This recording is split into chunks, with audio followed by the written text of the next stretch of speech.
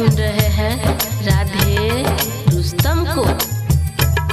राधे जानम हो हे गई जानम जानम हे गई जानम। रिंकू रिकॉर्डिंग स्टूडियो शंकर लोहार दरभंगा।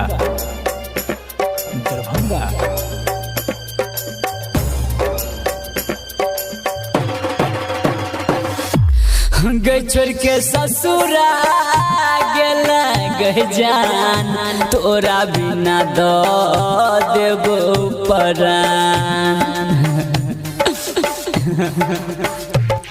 गई छोड़ के ससुरा गेला गई जान तोरा बिना दो देबो परान। गई शादी को ना केला कसम गई तू भूले नहीं कनियो खबर।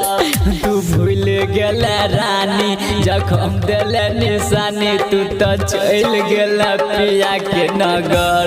गई छोड़ के ससुरा गेल गई जान तोरा बिना दो देबो परान।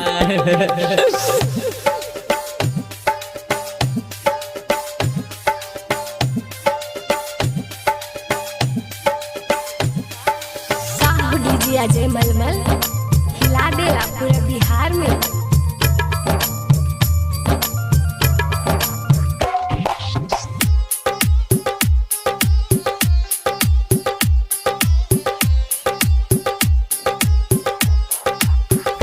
गे पागल भगलियो गे रानी तोरा याद में।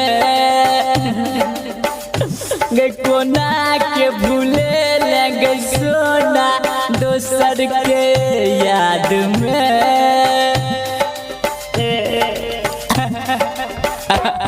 कोना के भूले लगे जानू दोसर के याद में।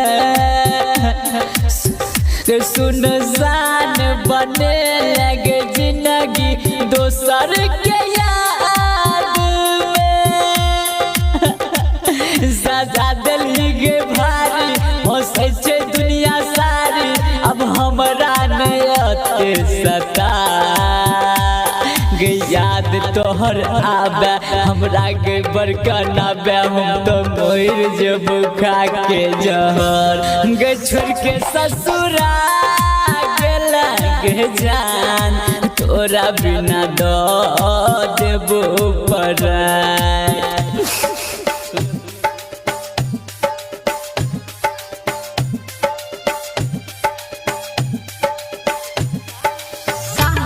अजय मलमल हिला देला पूरे बिहार में।